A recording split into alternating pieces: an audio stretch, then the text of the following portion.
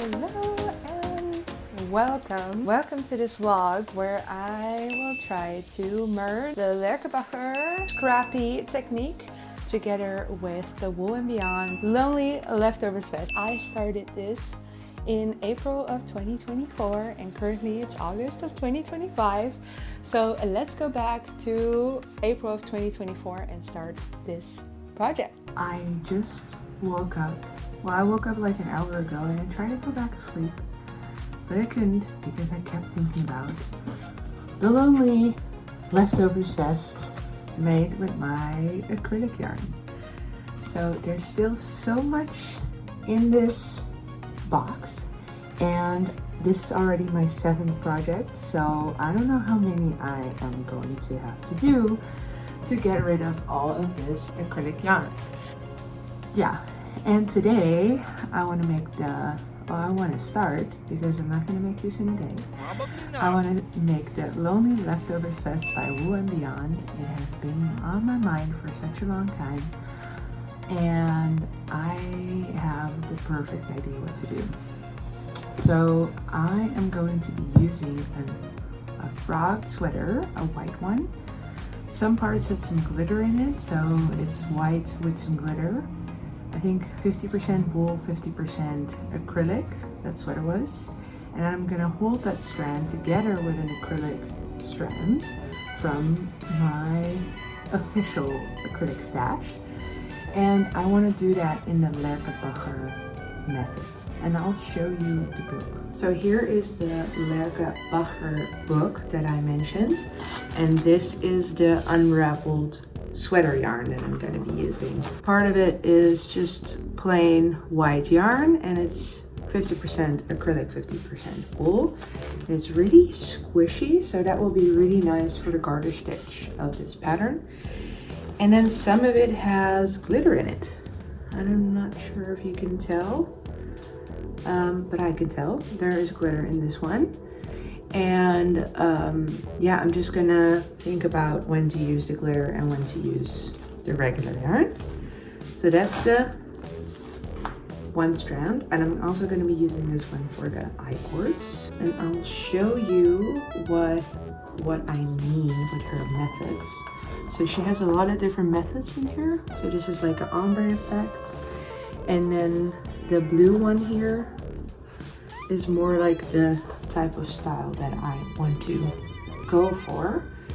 And basically what she does is just tie knots like this. Yeah, so what she does is just makes all of these like little balls to use, where she ties all the colors together, and then she uses that throughout her sweater. So that's what I'm going to be doing. It's really not that hard of a method. Like all of these. So pretty. I made a balaclava using that method, but I don't know where it is. So here is the balaclava that I was talking about. This is the method. And what I want to be doing is to not have such long strips of the same color. So I want to do shorter scrap yarn pieces before I knot them together. So that's what I've learned from doing this one. So in terms of yarn, I finally want to use all of these little leftovers that I have and use some of my cream yarn and my blue yarn. So this is all going to be the second strand. So here is all these browns. Oh, I'm wearing my recently finished limpy socks, by the way. These are all my browns, and the one I love the most is this one, this tweedy brown yarn. So pretty. But yeah, there's all these browns in there that I can use. Maybe hold this one double because it's so thin. Some of them might actually be an actual wool because they are old yarn from my mom's grandmother, and I'm not sure what they are. So that's the browns. And then here I have my yellows and my pinks. So I also put my leftovers lilac yarn from my Sophie shawl in there. And there's some pink, some burgundy.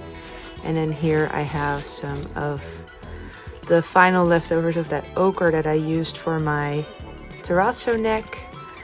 Some yellow, some orange.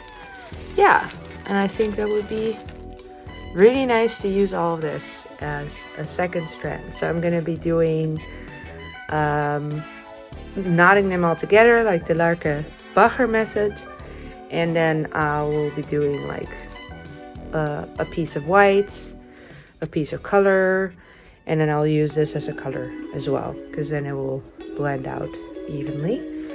I think that would be super pretty.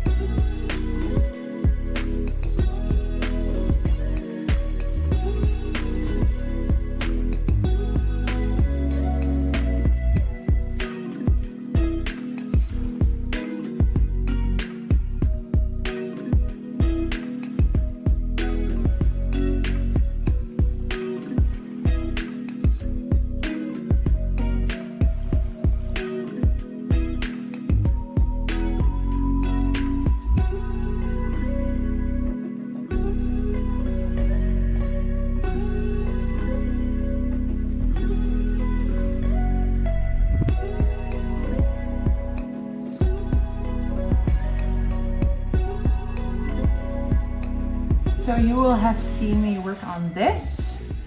I've made the first few centimeters. I haven't measured it actually. And I want to tell you what I've been doing. So I have some of these colors, some browns and some yellows.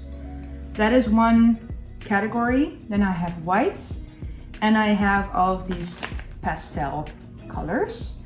And what I've been doing, I'm holding one strand of this unraveled yarn from that sweater together with all of these basically. And then I'm doing white, then the pastels, and then the browns and yellows, and I swap them around. So then I just make a little ball, and then I can knit another few centimeters, and then I have to make another ball. I could make the ball like in its entirety, but a lot of times I'm done, really done with tying all the knots together. So yeah, I just swap it out a little bit right now. And I also have to do a little bit of trial and error, because right now there's like just a few stitches I'm going back and forth. And you can imagine with going only a few stitches back and forth, you want your ends of these strands to be a little shorter than if you go all the way around the body, basically. So that's why I'm trying out how much yarn I'm using. And right now the strands are, if I'm holding it in my hand, they're about like an arm's length, sometimes a little shorter, sometimes a little longer.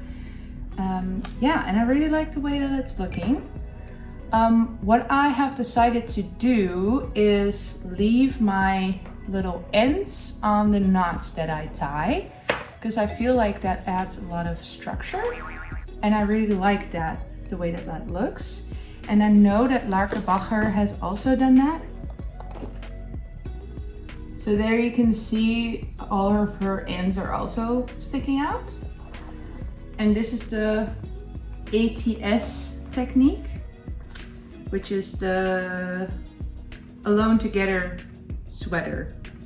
And that was a sweater and a method that she released during COVID. So yeah, here's how she puts together all of her balls of different types of yarn. So here's some examples of different methods that she has used. So this is the ATS that I showed you before, and down here, those two and this one on this page are all the method that I'm using basically. And it's called an the all over method, and it's just a matter of having scraps all over, and then I'm holding it together with the white yarn. So yeah, that's basically what I'm doing. I don't think you need to buy the book in order to do that, because it's really straightforward, but this book has so much inspiration in it, so I would recommend it because of that. And yeah, I'm just gonna keep on going. We have a little guest again. My little hamster is trying to say hi. Hi! I already gave her worms today, so I'm not gonna do that right now. Yeah. In case you're wondering what worms are, I have some mealworms, some dried mealworms, because hamsters go crazy about these. So I have them on this table, and sometimes she can smell the jar. Anyway, I'm gonna keep going. The one that I really like, or the ones that I really like, is I have this like boucle type, and I have this tweedy type, and I really like the way that they're looking in here. Yeah, so I'm gonna continue working on that.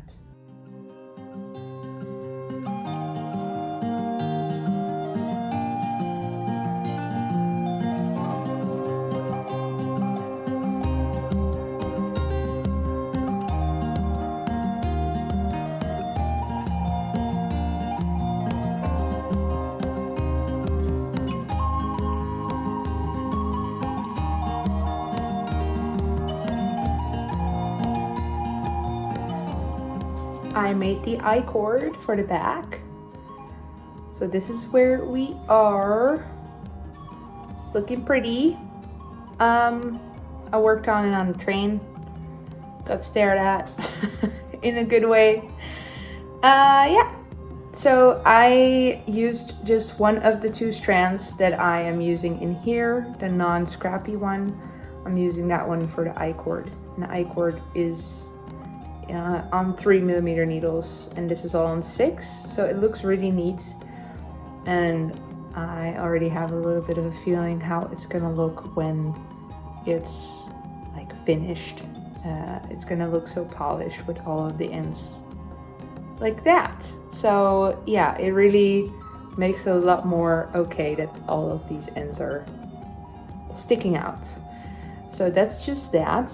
And what I have to think about is when I pick up stitches here, because I have to pick up stitches and then work the back increases for the arms, for the armholes, then my length that I am knitting will be a lot longer than this.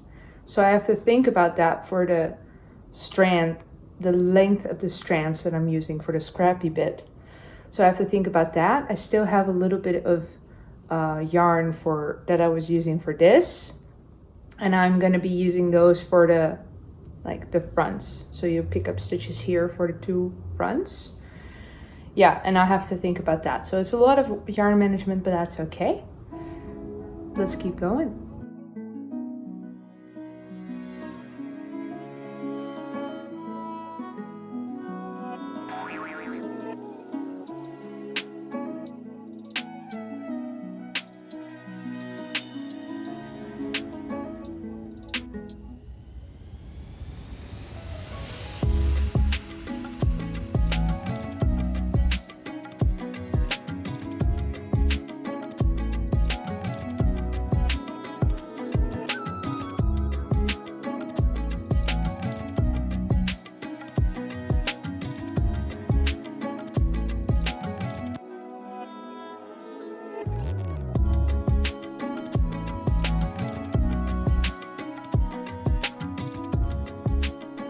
Hello there.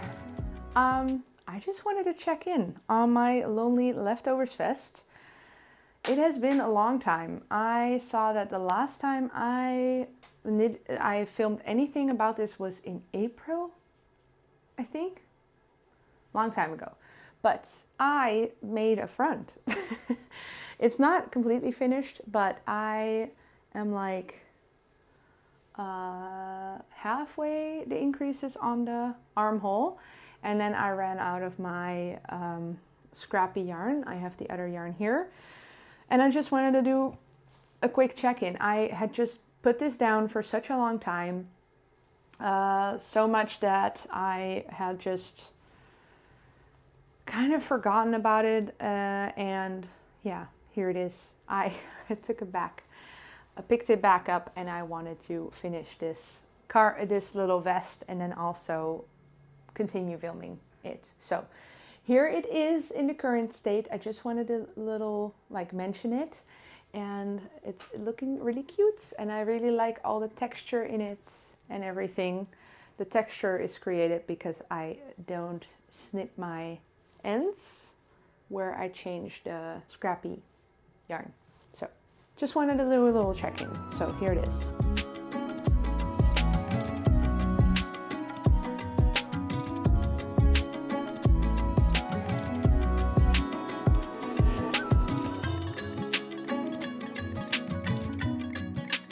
I have been working on it so much and it's looking so good. I am so happy with how it's looking, and there's really just all those colors and all the structure, and I love how this back part is going like sideways, because then you can really it's even more clear that I'm doing the striping, if that makes sense. So yeah, here it is. I joined the fronts with the back and I'm just knitting back and forth now, and I'll show you in a second my little setup here. But I am not doing tying the balls together before knitting. I feel like that really slowed me down because I kept postponing it. Now I'm just knitting, and then once I feel like a new color should be added, I change colors, because I also feel like I kind of need to manage which colors go where. And yeah, the rows are just really long right now, so I feel like I want to be more in control. So yeah, all the different balls of acrylic yarn are lying here, and I keep switching that second strand that I'm using. So yeah, a lot of times I do like a whole row of one color, and then on the way back, when I do a right side row, no, when I do a wrong side row, because then the purl bump goes to the front side, then I switch colors a lot for a bit, and then I just look at what color I haven't had for a while in that section. So yeah, then like for example, down here I could do like the dark brown again, because I feel like I haven't had that in a while, for example. So yeah, it's going great. So I feel like I am on track to finish it now, because really all I need to do is just continue the body, and then it's I-cord, and I love doing I-cord. It's kind of a weird thing to love, but I really enjoy it. And other than that, I'm thinking, I'm not sure if I'm going to do it, but I'm thinking of doing one alteration, and that is to do on the bottom, it has like a curved edge on like the front side, but I'm thinking of making a split hem with doing the curve on both sides. So for the fronts, both fronts, and then for the back, so that you have it going, like if you have it flat, it will go like this, and then a long one, and then a short one again. And then just continuing the I-cord once I do the I-cord. Because my hips, so that's what I'm thinking of doing. Now the boring part will happen, where I'm just going to be knitting back and forth. But I'll give you updates along the way. Yeah. Also, I need to start my boyfriend's sweater. It'll be fun. I don't know yet right now which video you'll see first, this one or my boyfriend's sweater. This one is long overdue, and I haven't even started my boyfriend's sweater yet, but you might see that one before this one, so that's kind of funny.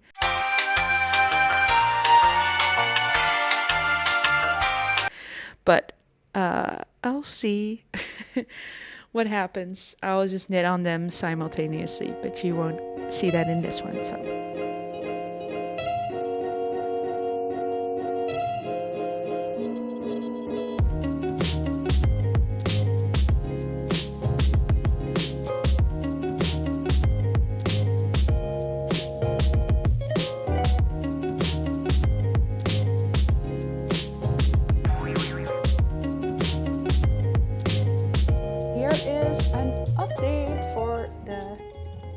leftovers vest.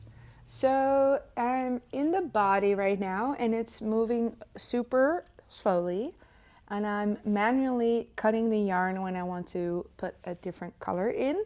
So that's adding a little bit of time, but all in all, I think it's like the same time if I pre-wind everything or if I do it this method. And with this method, I can like choose which colors to use where a little bit better. It's just taking a really long time. I'm like surprised how long this body is taking. I only did like 22 rows now, and I feel like I've been knitting on this body forever now. So yeah, I just have to keep going.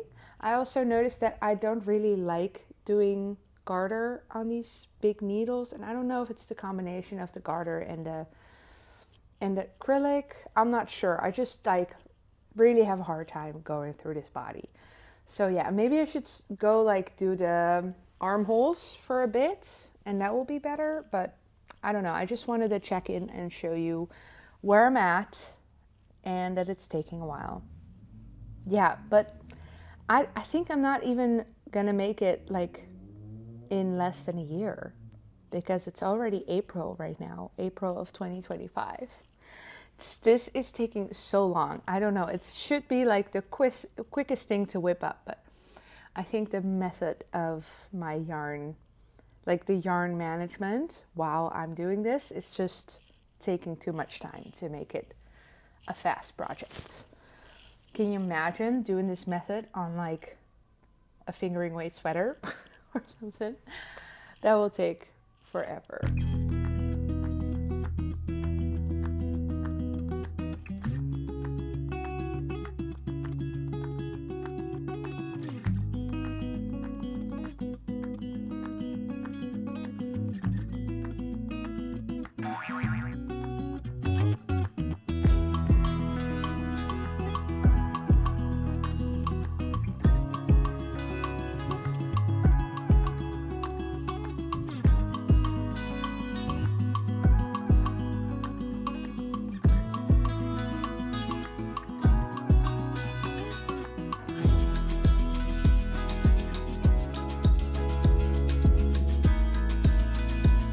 At this point, I decided to just finish it up. So at first I just worked on the body for forever. So I just continued knitting, continued tying everything together by hand, and then doing the decreases on the bottom edge. So doing the decreases so the front will curve.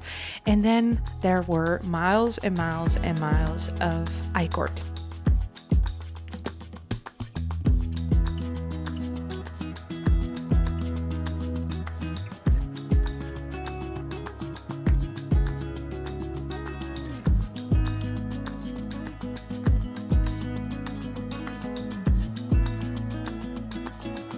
So happy to not have to tie knots in these anymore. So I'm doing like miles and miles and miles of I-cord, just endless I-cord. So I did the armhole edge. Armhole edge? Is that what we call it? I'm like not sure anymore. Well, anyway, this edge here, I did both of them. I still need a graft at the bottom, and then I did the other side, and each of these took like a whole day almost. And now I am working on the body, but I'm doing something differently, because she says, the designer says, Wool and Beyond, to pick up all the stitches all around, so also for the neck part.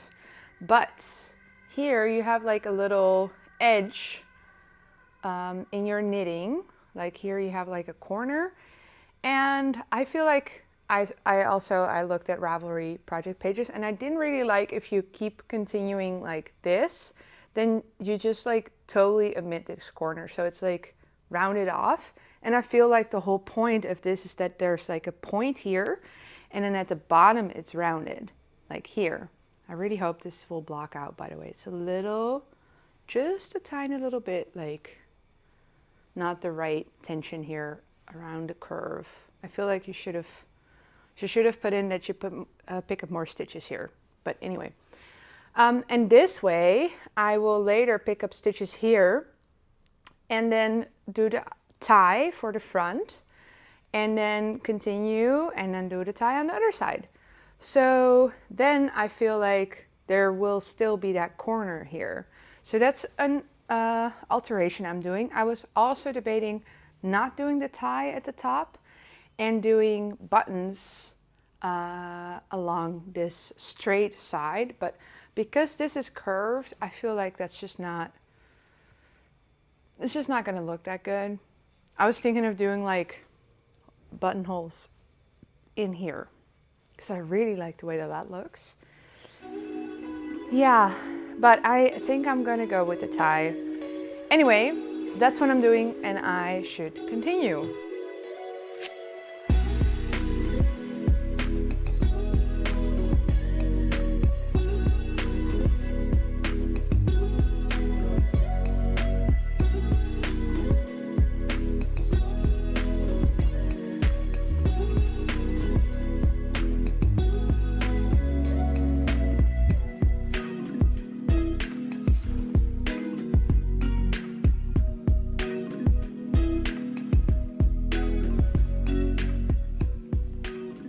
So it is finished. Here it is. It is blocked. It is even already worn. And now I have a little like cute little bow in it, but I have been wearing it without the bow too, because I think that is cute too. But let's put it on. So here is the top of it. It looks so cute. It is a little long at this point. So here is the bottom. The whole thing. It's a little long, especially in the back. I feel like if she would have put slip stitches along the side, that would have helped to like keep it up a little bit, because especially in the back, it's stretched out because this is like longer than here at the front. I am super happy with it. At first, when I finished it, I thought it was like too messy. Just by itself. I really like the look of it, but like to wear to work or something. But this is so clean. The like edges, all the miles and miles and miles of I-cord really bring it together. And it is such a good project to do the Lærke Scrappy technique in. So I would definitely recommend to do it on something like this, especially 6mm needles. It's not too much of the like tying knots, and a vest. So would definitely recommend. Yeah, I would say a few things. I did less length on the side, but it's still like pretty long. So really be mindful of like the length that you do on the side before you start the decreases to curve this. And also I would pick up more stitches around this curve, because that's where it is like falling inwards because there's too much fabric because of the curve. So I would have picked up more stitches, and yeah, the rest is like really good, I think. Yeah, I did pick up, like the pickup rate is good for this, and for the bottom, that looks great. So yeah, there it is. So thank you so much for watching. I'm so happy I finally finished it. It's like a year and a half later almost, and I finally have this finished object. I'm so happy I finally pushed through and finished it. So I'm super happy. Let me know if you're also thinking of doing like a scrappy project like this one. I'm super glad that finally I have some more acrylic stash used up and used for something that I would actually wear. Yeah, so let me know if you're also thinking of making something like this, or maybe one of the Lærke sweaters from the book. because I don't think I've actually seen people knit patterns from this book that much. So let me know if you do, because yeah, I think they're super interesting and I would like to see more of these scrappy projects. So yeah, thank you so much for watching and I'll see you in my next video.